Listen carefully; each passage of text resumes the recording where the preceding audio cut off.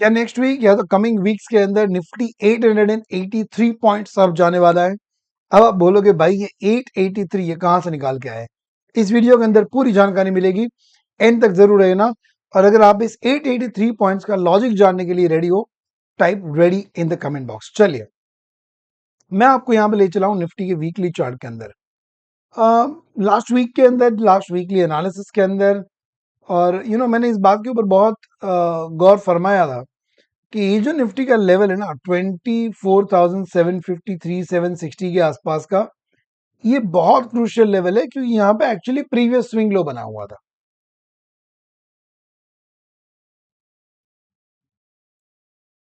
और अगर इसको ब्रेक कर देता तो निफ्टी का जो व्यू है ना वो हमारे लिए बेरिश हो जाता। फिलहाल एक दिन ऐसा हुआ जब इस लो को टच किया, डिप किया, 694 का लो भी बनाया शायद, if I am not wrong, current week का, यस एग्जैक्टली, देखो मेरे को याद होता है, 694 का लो भी बनाया। बट उस दिन भी, वीक का तो छोड़ो, उस दिन भी उस लेवल के नीचे उसने क्लोज नहीं दिया है। और यहाँ पे एक kind of bullish hammer to doji type का कैंडल यहाँ पे बनाया हुआ है। अब जब ये कैंडल बन गया, जब ये कैंडल क्लोज हो गया, तो दोस्तों आपको इस चीज को समझना पड़ेगा कि यहाँ पे तीन कैंडल के बीच यहाँ पे एक bearish hammer, bearish fair value gap बना है। अब ये फेयर वैल्यू गैप क्या होता है? तो आपको कोई भी तीन कैंडल देखनी है, कोई भी तीन कैंडल, चार्ट की कोई भी तीन कॉन्जिक्यूटिव कैंडल के बीच जब ये गैप बना हो, तीन कॉन्जिक्यूटिव कैंडल के बीच के गैप का मतलब, अगर यहाँ पे मेरा ड्रॉ किया हुआ रेक्टेंगल आपको नजर आ रहा है, तो वहां पे फर्स्ट कैंडल का आई जो ग्रीन कलर की है, उसके बाद लास्ट वीक की बड़ी वाली रेड कैंडल, और करंट वीक की जो कैंडल है, उस तीन के बीच फर्स्ट वीक का हाई और थर्ड वीक के लो के बीच जो गैप बना है, जिसके ऊपर मैंने रेक्टेंगल बनाया हुआ है, इसको हम कहते हैं फेयर वैल्यू गैप। अब आइडियली फेयर वैल्यू गैप का कॉन्सेप्ट ये कहता है कि अगर एक बार के लिए मान भी लेते हैं कि निफ्टी बैरिश, चलो मान भी लेता हूं कि निफ्टी बैरिश है, तो भी आइडियली ये इस गैप को फिलअप करने जाएगा जो 25,847 तक जा सकता है।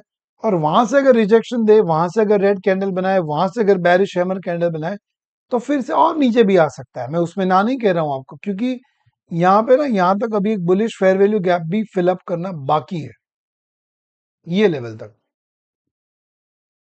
और ये लेवल तो खैर बहुत, और उससे नीचे तो अगर आप देखो, तो यहाँ पे इलेक्शन के पहले जो रैली आई थी, वहां तो 19,000 तक के फेयर वैल्यू गैप्स फिलअप करने बाकी है। मैं आपको डरा नहीं रहा हूं कि 19,000 तक चला जाएगा, बहुत दूर की बात है, शायद वो जिंदगी में कभी ना आए, बट एक ये चांस है। क्योंकि करंट वीक के अंदर निफ्टी ने काइंड ऑफ रिजेक्शन कैंडल नीचे से दिया हुआ है, ऊपर जाने की तैयारी दिखाई है।